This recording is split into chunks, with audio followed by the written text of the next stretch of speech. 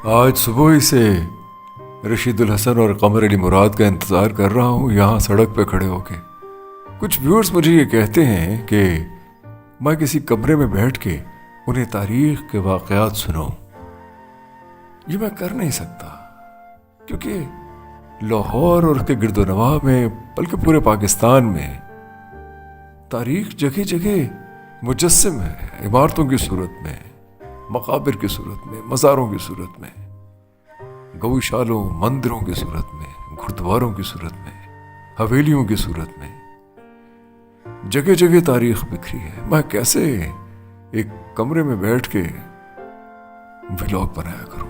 आज सुबह इसे इंतज़ार कर रहा हूं कि कमर अली मुराद और रशीदुल हसन आए। लीजिए आ ही गए हैं। अस्सलाम वालेकुम सर। अस्सलाम, कैसे हो? ठीक ठाक सर, आप सुनाओ। ऊपर टेरेस पे बच्चे अलविदा कहने के लिए आए हुए हैं। ये भी बाल वाला बहुत शौक से देखते हैं, तारीख़ में दिलचस्पी लेते हैं, थोड़े कंफ्यूज भी हैं कि अरबों के साथ अपनी तारीख़ को जोड़ा जाए या सिखों, हिंदुओं, बुद्धिस्ट्स, शामन्स के साथ, क्योंकि हर जगह जाते हैं, फिरते हैं, तारीख़ का मुआयना करते हैं, तारीख़ का तजुर्बा करते हैं। सर वैसे फ्रूट ਜਿਹੜਾ ਨਾ ਸਾਡੀ ਜ਼ਿੰਦਗੀ ਵਾਸਤੇ ਬਹੁਤ ਜ਼ਰੂਰੀ ਹੈ। ਮੈਂ ਡੈਂਗੀ ਤੋਂ ਹਟ ਕੇ ਗੱਲ ਕਰ ਰਿਹਾ ਸਰ। ਤੇ ਜੂਸ ਜਿਹੜਾ ਹੈ ਉਹ ਤੇ ਬਹੁਤ ਜ਼ਿਆਦਾ ਜ਼ਰੂਰੀ ਹੈ ਕਿਉਂਕਿ ਜੂਸ ਜਲਦੀ ਜਾਏ ਬਕੂਆ ਤੇ ਪਹੁੰਚਦਾ ਹੈ। नहीं है तारू एहसास होना है सुमरे आगे है कि जूस जरूरी है ये डेंगू की वजह से हुआ है। ਡੈਂਗੀ ਸਰ ਡੈਂਗੀ ਤੇ ਵੈਸੇ ਵੀ ਜ਼ਰੂਰੀ ਹੈ ਸਰ। ਡੈਂਗੀ ਨੂੰ ਇੱਕ ਸਾਈਡ ਤੇ ਰੱਖੋ ਨਾ, ਉਹ ਤੇ ਇੱਕ ਮੱਛਰ ਆਪਣਾ ਕੰਮ ਦਿਖਾ ਜਾਂਦਾ ਹੈ। ਫਰੂਟ ਵੈਸੇ ਸਾਡੀ ਜ਼ਿੰਦਗੀ ਫਰੈਸ਼ ਫਰੂਟ ਨਾ ਬਹੁਤ ਜ਼ਰੂਰੀ ਹੈ ਸਰ। भाई जान मैं तुझे सानू सिर्फ मशवरा या नसीहत ही करोगे, कभी ऑफर भी करोगे कि यार कोई फ्रूट कोई जूस पियोगे भी सही या सिर्फ साडी ਨਹੀਂ ਸਰ, ਤਾਲੀਮ ਵਾਸਤੇ ਫਰੂਟ ਖਵਾ ਦੇਣਾ ਤੁਹਾਨੂੰ। अच्छा ਬਹੁਤ ਆਲਾ ਕਿਸਮ ਦਾ ਫਰੂਟ ਹੈ, ਸਾਡੇ ਸਟਮਕ ਵਾਸਤੇ ਬਹੁਤ ਅੱਛਾ ਹੈ। ਤੇ ਜੂਸ ਤੁਹਾਨੂੰ ਫਿਰ ਕਦੀ ਪਿਆ ਦਿਆਂਗਾ ਸਰ, ਪਿਆ ਦਿਆਂਗਾ ਫਿਰ ਕਦੇ ਚੀਜ਼ ਭਾਈ ਯਾਰ ਇੱਥੇ। ਹਾਂ केड़ा फ्रूट ਸਰ ਉਹ ਸਾਹਮਣੇ ਦੇਖੋ ਕਿੰਨਾ ਸੋਹਣਾ ਅਮਰੂਦ ਲੱਗਿਆ ਹੈ। हाँ अमरूद सोना गल्ला अनार अनार ਸੋਹਣਾ गल्ला अनार और सेब दिया करके को अमरूद ने ठीक है। ਸਰ ਤੁਹਾਨੂੰ ਅਨਾਰ ਦਾ ਜੂਸ ਪਿਆਵਾਂਗਾ 2024 ਜਨਵਰੀ ਵਿੱਚ। मंटो ने कहीं कहा था कि वेश्या अपनी तारीख तिजारत के बावजूद रोशन रूह की मालिक हो सकती है। खूब कहा था। मुझे आज बेमकसद घूमना है और जब भी मैं बेमकसद घूमता हूँ उसका मतलब ये होता है कि मैं कुछ बताना चाहता हूँ, लेकिन उसका मुजस्सम इजहार मेरे सामने या तो है नहीं या मैं वो दिखाना नहीं चाहता। मुझे जाना है बाज़ार हुस्न, हीरा मंडी। मैं वहाँ जाऊँगा, उस जगह जहाँ कभी हीरा मंडी थी मैं जाऊँगा। मैं अपनी वीडियोस में सैकड़ों बार वहाँ से गुजरा हूँ, लेकिन पुरानी हवेलियाँ देखने, फूड स्ट्रीट देखने, कबाब खाने, पंजे के पाए खाने, बारूद खाना हवेली देखने, बादशाही मस्जिद देखने, शाही कला देखने। लेकिन पिछले दिनों कुछ व्यूअर्स ने हीरा मंडी दिखाने पे इतना इसरार किया कि मैं ये वीलॉग बनाने पर मजबूर हो गया हूँ। मुझे उस बाज़ार को अपनी आखिरी हालत में देखने का इत्तेफाक हुआ आज से 30 बरस पहले। मुझे बेकस और मजबूर औरतों की ज़िल्लत आमेज़ ज़िंदगी के सिवा कुछ नज़र नहीं आया, जिन्हें पैसे वालों ने, नौ दौलतों ने, हवस के पुजारियों ने महज एक कमोडिटी बना रखा था। मेरा दिल बहुत बुरा हुआ, उसके बाद मैं कभी नहीं गया। और मुझे हैरत है कुछ लोग उसे रोमांटिसाइज करते हैं। मैं माजरत के साथ कहूँगा कि मुझे वो अजीब मरीजाना सी अजियत पसंदी का शिकार नजर आते हैं। आगा शुरुश काश्मीरी से लेकर फौजिया सईद तक फ्रॉन नेविल ने, लुइस ने और बहुत से लोगों ने किताबें लिखी हैं, फिल्में बनाई हैं इस बाजार पे जिसे हीरा मंडी कहते हैं। लेकिन उन्होंने ये किया कि उन्होंने यहाँ धंधा करते हुए किसी मजबूर औरत की कहानी उसकी ज़बानी लिख डाली। इस मौजू में आम तौर पर दिलचस्पी लेने वाले किसी शरीफ ज़ादी के हीरा मंडी पहुंचने की कहानी सुनना चाहते हैं। उनके लिए सबसे दिलचस्प कहानी वही होती है। बहरहाल मैं इस बाजार के कुर्ब जवार में घूमते फिरते इसकी तारीख और अपनी बिसात के मुताबिक बात करूँगा। कुछ कोताही हो जाए, कुछ कमी रह जाए तो मुझे माफ़ कीजिएगा, ये मेरा मौजू कभी रहा नहीं। हाँ, अलबत्ता सादत हसन मंटो को पढ़ के मुझे ये एहसास हुआ कि कोई राइटर कैसे किसी औरत, चाहे वो कोई तवाइफ है या किसी और पेशे से मुतालिक, उसके एहसास को कैसे खंगालता है। मैं 30 बरस पहले यहाँ एक शॉल खरीदने आया तो शाम के धुंधलके में तबले, सारंगी और सितार की कभी मध्यम कभी ऊंची आवाज नीम तारीकी और पीली रोशनी में मदगम होकर सांस को मुअत्तर किए दे रही थी। दूर किसी किवाड़ की ओट में किसी मलगुजी रोशनी से माला माल चूड़ियों की खनखनाहट, सुर्ख साड़ी का सरकता आंचल, दबी दबी सी हंसी मेरे दिल पर बोझ डाल रहे थे। घबराहट मेरे शौक और तजस्सुस पे हावी थी। 30 बरस पहले की बात है। मैं एक 20 साल का लड़का था। मैं वहां रुकना चाहता था, मैं वहां से भाग जाना चाहता था। कभी वहशत थी, कभी सुरूर की कैफियत। ये मेरा हीरा मंडी से पहला और आखिरी तारुफ था। उसके बाद आज यहाँ आया हूं। आईने अकेले हैं और बालकनियां वीरान। चूड़ियों की खनखनाहट जूतों के कारखानों में खड्डियों की बेहंगम आवाज में बदल गई। सारा रोमांस, सारी अजियत, सारी मरीजाना लज्जत जूतों के डिब्बों की धमाधमी में ढल गई है। ढोल पीटने वाले अब भी यहाँ बैठे हैं।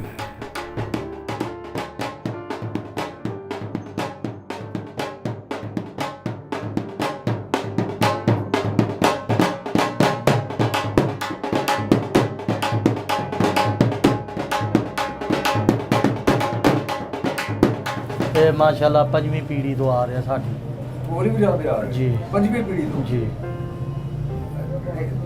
लाहौर इसके नार सा हो गया। ਲਾਹੌਰ 'ਚ ਸਿਰਫ ਸਾਡਾ ਬਾਪ ਆਇਆ ਸੀ, ਬਾਕੀ ਹਾਂ ਉਹਨਾਂ ਨੇ ਇੱਥੇ ਆ ਕੇ ਮਕਸਦ ਆਪਣਾ ਨਾਂ ਕੀਤਾ। ਉਹਨਾਂ ਦਾ ਨਾਂ ਲਾਲ ਸਿੰਘ ਢੋਲ ਵਾਲਾ ਸੀ लाल सिंह ਜੀ। ਬੜਾ ਨਾਂ ਹੋਇਆ ਉਹਨਾਂ ਦਾ, ਪਰ ਫਿਰ ਉਹਦੇ ਨਾਂ ਨੂੰ ਲੈ ਕੇ ਅੱਗੇ ਅਸੀਂ ਟੁਰੇ। इस बाजार में बैठी औरत के हिंदुस्तान भर में मुख्तलिफ नाम रहे।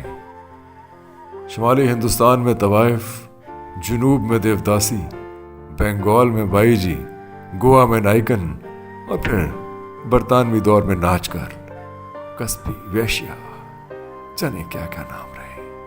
लोगों ने इनके बहुत नाम बदले, लेकिन इस औरत के एहसास को नहीं समझा। मंटो कहता है हर औरत वेश्या नहीं होती, लेकिन हर वेश्या एक औरत होती। मुझे घिन आ रही है अपने आप से कैटेगराइज करते हुए एक औरत को, किसी कस्बी, वेश्या, नाच गर्ल या किसी भी ऐसे रूप में जिसे वो मजबूरन अपना पेशा बनाती। बहुत कम लोग जानते हैं कि इस बाजार तक पहुंचते पहुंचते तवाइफ किस किस मर्तबे, पेशे, इदारे से वाबस्ता रही है। यानी आप ये देखिए कि कहीं वो अमर पाली है, अपने जीवन में आम के दरख्त के नीचे पड़ी शीर खार बालिका से विशाली की हसीन तरीन तवाइफ बनती है और फिर खुदा की दासी बनकर उसके धर्म का प्रचार करती फिरती है। 5 सदी क़ब्ल मसीह के ड्रामा निगारों के यहाँ देखिए, भाषा और शद्रका के यहाँ वसंत सीता पुरुष का दिल बहलाती है, इसे आसन सुखाती नजर आती है।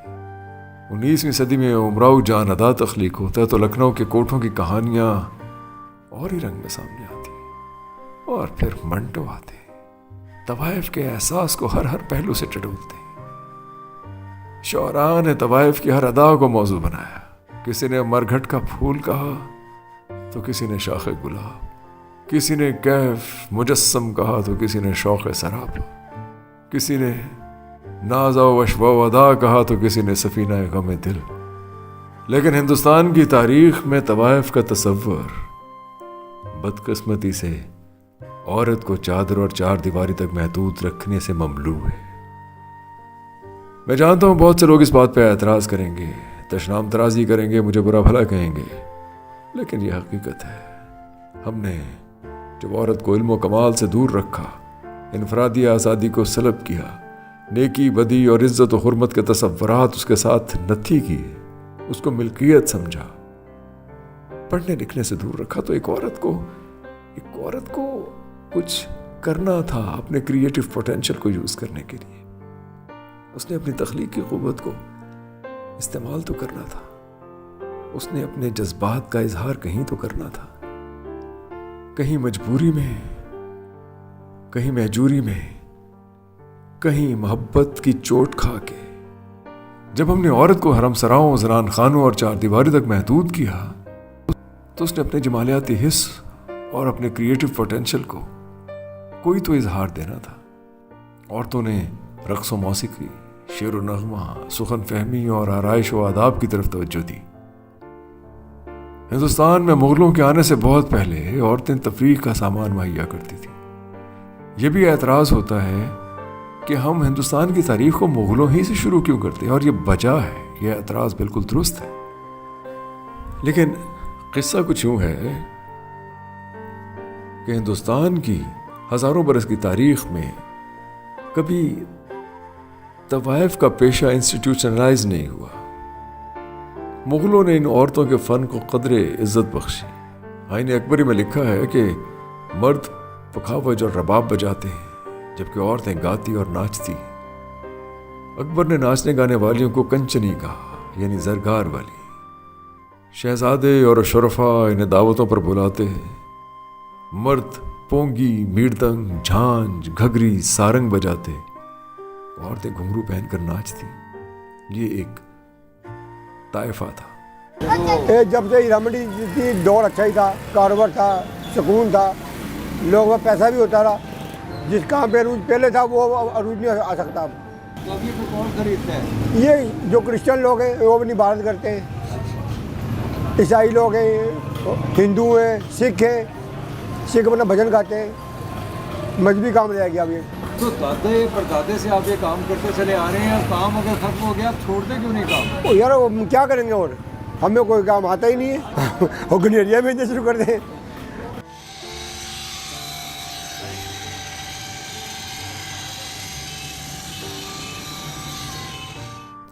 طوائف کی ثقافت ہائبرڈ ہندو مسلم تھی.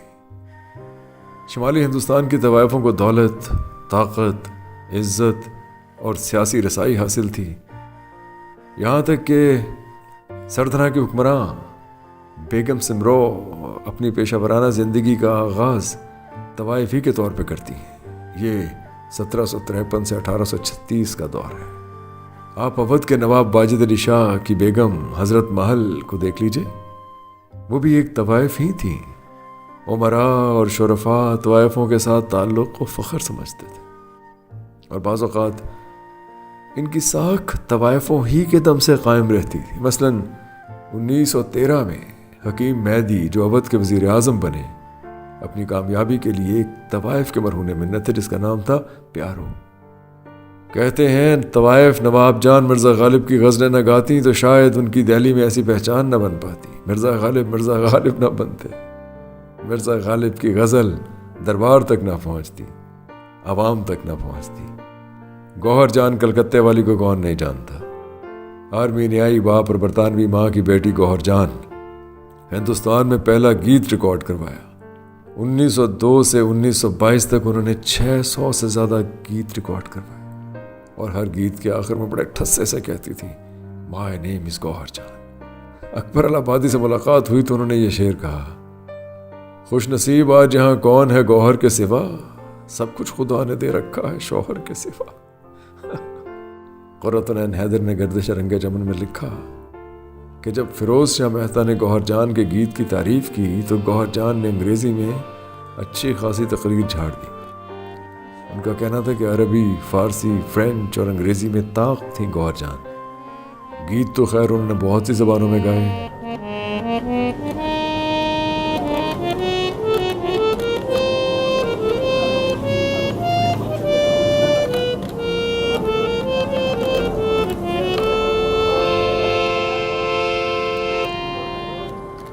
دولت ظاہر ہے یوں ان کے پاؤں چومتی کہ ایک دن گورنر کیلکٹا اپنی فون پر کہیں جا رہے تھے کہ 6 عربی النسل گھوڑوں کو ایک بگی کھینچتے دیکھا. اس زمانے میں صرف راجے مہاراجے اور گورنر ہی کو یہ اختیار حاصل تھا کہ وہ اس طرح بگیوں پہ پھرے جن کو 6 گھوڑے کھینچے. गौहर जान का तमतराक देख कर शशतर रह गए। कानून हरकत में आया, उस पर अमल दरामद के लिए गौहर जान को 1000 रुपया जुर्माना कर दिया कि वो कौन होती हैं 6 अरबी नस्ल घोड़ों को एक बग्गी से खिंचवाएं और उसमें बैठ के बड़े तमतराक से फिरें। गौहर जान ने क्या किया, उन्होंने जुर्माने की रकम जमा करवाई, रोजाना जुर्माने की रकम जमा करवाती और मजे से फिरती।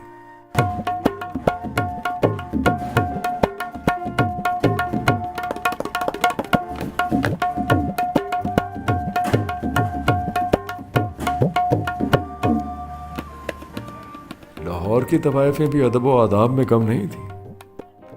वाली खैरपुर सिंध मीर अली नवाज शायर थे, नाज तखल्लुस करते थे। ये जिसन कॉलेज से फारिग तहसील थे। एक बार हीरा मंडी से गुजरे तो इकबाल बेगम की मधुर आवाज ने खींच लिया। बैठ गए, बस फिर बैठे ही रहे, आवाज पर फरिफ्ता हो और ऊपर से मुस्तजा दिए कि पटियाला घराने के आशिक अली खां की शागिर्द निकली। बहुत मुखालफत हुई, लेकिन वालिद की वफात के बाद जब मसनद पर बैठे तो इकबाल बेगम से मिलने को बेकरार हुए। उधर इकबाल के भाई बहुत तेज तर्रार थे, उन्होंने वाली खैरपुर की बेकरारी को महमेज दिए रखी। यहाँ तक कि मीर अली नवाज नाज बॉम्बे के गवर्नर को खत लिखने के लिए मजबूर हो गए, अपनी मोहब्बत का यकीन दिलाया। इकबाल बेगम के भाइयों से मोहब्बत की भीख मांगी। न पूछ दहर में कब से मैं इस तरह खाना खराब हूँ, जो न मिट सका वो तिलिस्म हूँ, जो न उठ सका वो हिजाब हूँ। जिगर मुरादाबाद। बिलाखिर इकबाल बेगम से शादी रचा ली। उसके लिए दिलशाद मंजिल बनवाया, जो किसी महल से कम नहीं था।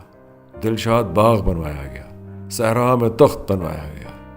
रोजाना इकबाल बेगम को फूलों में तोला जाता। इकबाल भी नाराज होने का नाटक करती रहती और वाली खैरपुर टीन की छत पर बिल्ली की मानिंद हर वक्त भागते फिरते। कहते हैं बग्गू मियाँ, जो इकबाल बेगम के भाई थे, बरतानवी करेंसी नोटों से सिगरेट जलाते जिन पर किंग विलियम फिफ्थ की तस्वीर बनी होती थी। एक बार इकबाल बेगम नाराज होकर लाहौर चली गई तो मीर नाज साहब पूरी ट्रेन सिंध से भरकर लाहौर उन्हें मनाने पहुंचे। इकबाल बेगम लेकिन उनकी कभी ना हो सकी।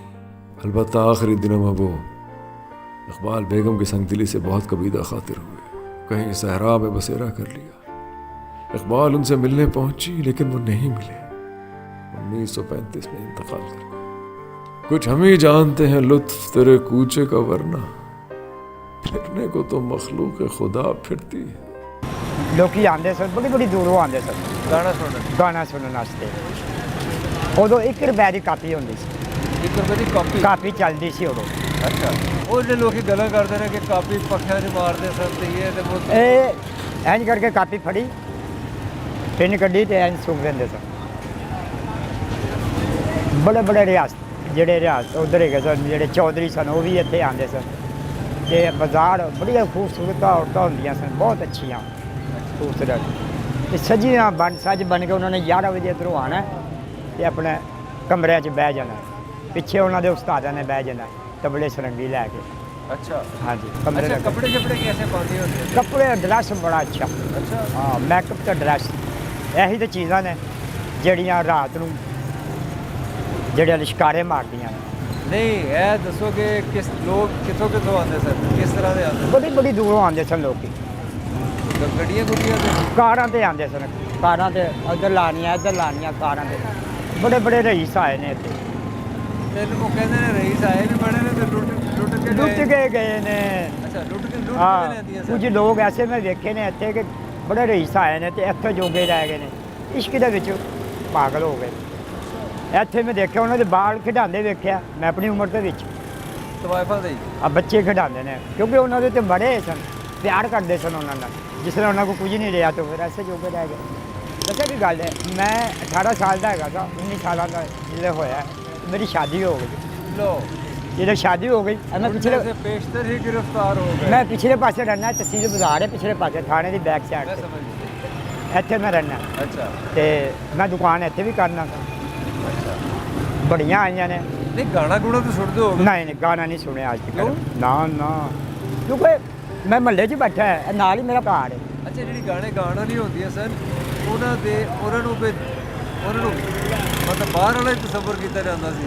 ਹਾਂ। ਉਹਨੂੰ ਮਹੱਲੇ ਵਾਲੇ ਉਹ ਨਹੀਂ ਸਨ ਕਰਦੇ। ਨਾ ਮਹੱਲੇਦਾਰਾਂ ਨੂੰ ਮੂੰਹ ਲਾਉਂਦੀਆਂ ਸਨ। ਉਹਨਾਂ ਦੇ ਜਿਹੜੇ ਸਨ ਨਾ ਮਾਂ ਪਿਓ, ਉਹਨਾਂ ਨੇ ਕਿਹਾ ਇਹ ਜਿਹੜੇ ਕੋਲ ਨਜ਼ਦੀਕ ਨੇ ਨਾ, ਇਹਨਾਂ ਨਾਲ ਦੁਆ ਸਲਾਮ ਨਹੀਂ ਲੈਣੀ। ਕਿਉਂ ਨਹੀਂ ਲੈਣੀ? ਘਰੋਂ ਖਾਣਾ ਖਾ ਕੇ ਆਣਗੇ ਤੇ ਪਾਣੀ ਤੁਹਾਡੇ ਕੋਲ ਆ ਕੇ ਪੀਣਗੇ, ਇਹਨਾਂ ਕੋਲ ਕੱਖ ਨਹੀਂ ਲੱਭਣਾ।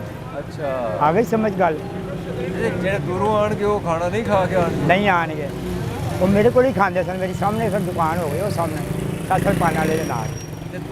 ਅੱਛਾ, ਤੁਹਾਡੇ ਕੋਲੋਂ ਖਾਣਾ ਖੁਣਾ ਮੰਗਾਉਂਦੀਆਂ ਸਨ? ਹਾਂ ਮੰਗਾਉਂਦੀਆਂ ਸਨ, ਖਾਂਦੀਆਂ ਵੀ ਪੈਸੇ ਸਨ, ਬਹੁਤ ਦਿੰਦੀਆਂ ਸਨ। ਪੈਸੇ ਦਿੰਦੇ। ਜਿਹੜੀ ਪੰਜਾਬ ਤੋਂ ਬਾਹਰੋਂ ਆਉਂਦੀ ਹੋਏਗੀ ਉਹ ਤਾਂ ਗਾਣਾ ਵਜਾਣਾ ਨਹੀਂ ਆਉਂਦਾ ਹੋਏਗਾ। ਨਹੀਂ ਉਹ ਸਿੱਖਣਾ ਪੈਂਦਾ, ਉਹਨੂੰ ਸਿੱਖਣਾ ਪੈਂਦਾ ਸੀ, ਰਿਹਰਸਲ ਕਰਨੀ ਪੈਂਦੀ ਸੀ ਉਹਨੂੰ ਇਸ ਤਰ੍ਹਾਂ ਨਹੀਂ। ਲੇਕਿਨ ਅਸੀਂ ਸੁਣਿਆ ਉਹਨਾਂ ਦੇ ਪਿੱਛੇ ਕਤਲ ਕੁਤਲ ਵੀ ਹੋ ਜਾਂਦੇ ਸਨ, ਉਹਦੇ ਪਿੱਛੇ ਲੜਾਈਆਂ ਵੀ ਹੁੰਦੀਆਂ। ਉਹ ਇਸ ਤਰ੍ਹਾਂ ਸੀ ਨਾ, ਕੁਝ ਲੋਕ ਬਾਹਰ ਦੇ ਕੋਈ ਗੁਜਰਾਲੇ ਦਾ ਆ ਗਿਆ ਤੇ ਉਹ ਆਸ਼ਿਕ ਹੋ ਗਿਆ ਉਹਦੇ ਤੇ। ਨਿੱਗੋ ਬਾਈ ਸੀ, ਨਿੱਗੋ ਕੰਜਰੀ, ਇਹ ਨਾਲ ਹੀ ਮਕਾਨ ਹੈ ਪਿਛਲੇ ਪਾਸੇ।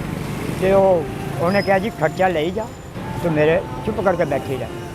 ਉਹਨੇ ਫਿਰ ਟਾਈਮ ਕਮਰਾ ਲਾਇਆ ਇੱਥੇ ਥੱਲੇ। ਉਹ ਫਿਰ ਉਹਨੇ ਕਿਹਾ ਤੂੰ ਟਾਈਮ ਕਮਰਾ ਕਿਉਂ ਲਾਇਆ ਜਦੋਂ ਮੈਂ ਤੈਨੂੰ ਖਰਚਾ ਦੇਣਾ। ਫਿਰ ਉਹ ਕਤਲ ਹੋ ਗਈ। ਇਸੇ ਤਰ੍ਹਾਂ ਨਾਦਰਾ ਸੀ, ਇੱਕ ਸੁਨਿਆਰੇ ਦੇ ਘਰ ਸੀ, ਬੱਚੇ ਵੀ 2 ਉਹਦੇ ਪੈਦਾ ਹੋਏ। ਉਹਨੇ ਕਿਹਾ ਜੀ ਹੁਣ ਤੂੰ ਆਪਣੀ ਆਈ ਤੇ ਆ ਜਾ, ਜਿੱਥੇ ਘਰੇਲੂ ਔਰਤ ਹੋ ਗਈ ਨਹੀਂ ਬਾਜ਼ ਆਈ, ਉਹ ਕਤਲ ਹੋ ਗਈ। ਅੱਗੇ ਇੱਕ ਸੀ, ਉਹਨੇ ਉੱਥੇ ਮਾਰ ਕੇ ਤੇ ਆਪ ਬਾਹਰ ਦੇ ਮੁਲਕ ਚਲਾ ਗਿਆ। ਹੋਇਆ ਬੜੇ ਨਾਲ, ਲੇਕਿਨ ਕੀ ਹੈ, ਟਕਾ ਮੁੱਲ ਨਹੀਂ ਪੈਂਦਾ, ਇਹਦਾ ਟਕਾ ਮੁੱਲ ਨਹੀਂ ਪੈਂਦਾ। ਲੇਕਿਨ ਇਹ ਫਿਰ ਹੋਇਆ ਕਿ ਜਿਹੜੀਆਂ ਮਜਬੂਰ ਔਰਤਾਂ ਹੁੰਦੀਆਂ ਸਨ, ਘਰੋਂ ਨਸੀਆਂ ਹੁੰਦੀਆਂ ਸਨ ਵਿਚਾਰੀਆਂ, ਉਹਨਾਂ ਨੂੰ ਆਸਰਾ ਦੇ ਦਿੰਦੇ ਦੇ ਦਿੰਦੇ ਸਨ, ਸਨ। ਦੇ ਦਿੰਦੇ। ਉਹਨਾਂ ਤਰ੍ਹਾਂ ਜ਼ਿਆਦਤੀ ਤੇ ਨਹੀਂ ਕਰਦੀ ਸਨ। ਇਹ ਕੁਛ ਹੈ ਨੇ, ਕਮਾਈ ਕਰਕੇ ਦੇਣਗੀਆਂ ਤੇ ਉਹ ਆਪਣੇ ਕੋਲ ਰੱਖਣਗੀਆਂ ਨਾ। ਇਹ ਸਾਰੀਆਂ ਤੁਹਾਡੇ ਅੱਖਾਂ ਸਾਹਮਣੇ ਸਾਰਾ ਕੁਝ ਹੋਇਆ। ਸਾਰਾ ਕੁਝ ਮੇਰੇ ਸਾਡੇ ਸਾਹਮਣੇ, ਇਹ ਸਾਡੇ ਸਾਹਮਣੇ ਹੁੰਦਾ ਸੀ ਯਾਰ। ਕਿਉਂਕਿ ਮੈਂ ਇੱਥੇ 22 ਸਾਲ ਉੱਥੇ ਸੌਦਾ ਲਾਇਆ, ਉਹ ਸਾਹਮਣੇ ਦੁਕਾਨ 'ਤੇ ਮੁਰਗਾ ਤੇ ਚਨੇ ਲਾਏ ਨੇ ਮੈਂ, ਇਸ ਤਰ੍ਹਾਂ ਹੁੰਦਾ ਸੀ। दिल्ली की तवाइफें भी कम नहीं थी। उनमें एक नूर बाई थी जो रूनुमाई के लिए, किसी से मिलने के लिए कीमती तोहफे लेती। पायजामा नहीं पहनती थी और बदन के निचले हिस्से को नक़ूश के कलम की रंग आमेज़ी से पायजामे की काट के मुताबिक रंगीन कर लेती। उमरा में बैठती और वो उन पर वारी सदके जाते। तवाइफ लाल कमर पर जहांदार शाह मर मिटे, इसीलिए इसे गीत गाने वाली मलिका कहते थे। मलिका पुखराज को तो सभी जानते हैं। मलिका पुखराज महाराजा हरि सिंह के दरबार में गाती और नाचती थी। जदन बाई जो संजय दत्त की नानी थी, उन्होंने मूवी टोन की बुनियाद रखी। अदाकारा नरगिस की वालिदा। सिर्फ यही नहीं कि तवाइफों ने अदब आदाब सिखाए, गीत गाए, फिल्मी दुनिया की बुनियाद रखी, तवाइफों ने तहरीक आज़ादी के लिए भी काम किया। गौहर जान ने गांधी जी की फरमाइश पर एक कॉन्सर्ट किया और गौहर जान की फरमाइश थी कि गांधी जी खुद तशरीफ लाएं। वो किसी मसरूफियत की वजह से ना आ सके तो गौहर जान ने 24,000 रुपयों से 12,000 का चेक इन्हें भेज दिया। अदम में ताउन तहरीक के दौरान में वाराणसी में तवाइफों के ग्रोह ने जदोजहद आज़ादी के लिए तवाइफ सभा नाम से एक तहरीक बनाई। वो जेवरात के बजाय लोहे की बीड़ियाँ पहनती थी। जंग आज़ादी की नाकामी के बाद अंग्रेज़ों ने तवाइफों पर बड़े जुल्म ढाए। उन्हें छावनियों में बरतानवी फौजियों की तफरीह का सामान करने भेजा जाता। जिल्लत और रुसवाई उनका मुकद्दर बन गई।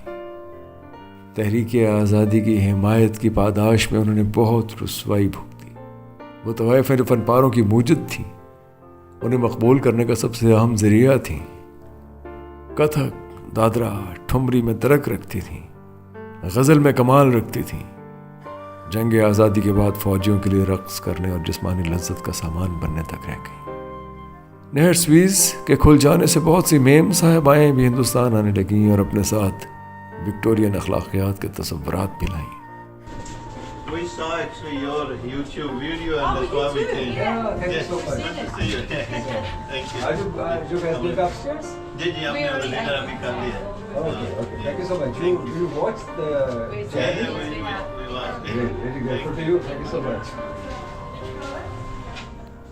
19वीं सदी में मसीही मिशनरी, हिंदुस्तानी मुस्लिहीन और नौआबादियाती इंतज़ामिया ने तवाइफ़ों के रक़्स व मौसीकी को मुख़र्रबुल अख़लाक़ कर दाना, यानी कि अखलाक के ख़िलाफ़।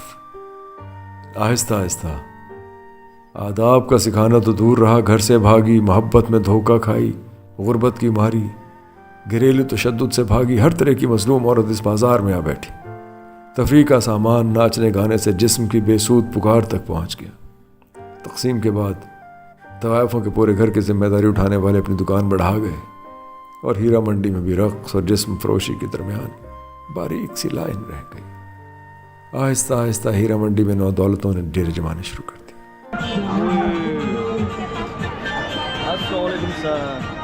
कैसे हैं? बहुत बड़ा फैन हूँ मैं। Thank you. कितने कस्ट कैसे आए हमारे गरीब? कितने कस्ट? मुख्तलिफ़ किताबों ने इस बाज़ार की कहानियाँ लिखी हैं, आप पढ़िए। अहमद बशीर की चट्टान में छपने वाली कहानियाँ पढ़िए। शूरश काश्मीरी की किताब का जिक्र मैं कर ही चुका हूँ, उस बाज़ार में। इसी तरह प्रान नेवल की किताब है the nautch girls of the Raj, Louise Brown की किताब है the dancing girls of Lahore.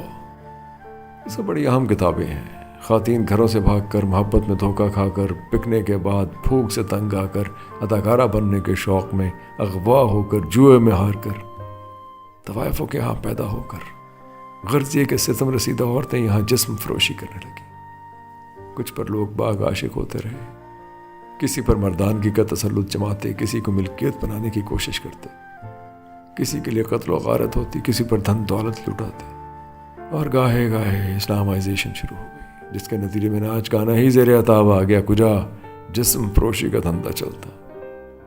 लड़कियों ने फिल्म और ड्रामों का रुख किया और एक नई क्लास पैदा हुई जो टिब्बी गली और हीरा मंडी से निकलकर पोश इलाकों में चली गई। मैं इस पर इससे ज़्यादा कलाम नहीं कर सकता।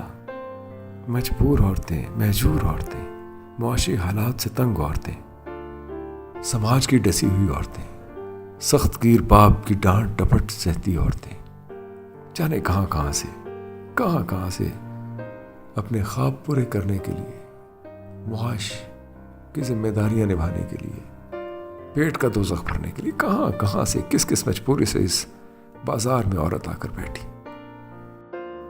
हमारे लिए ये रोने का मकाम है, रोने का मकाम था।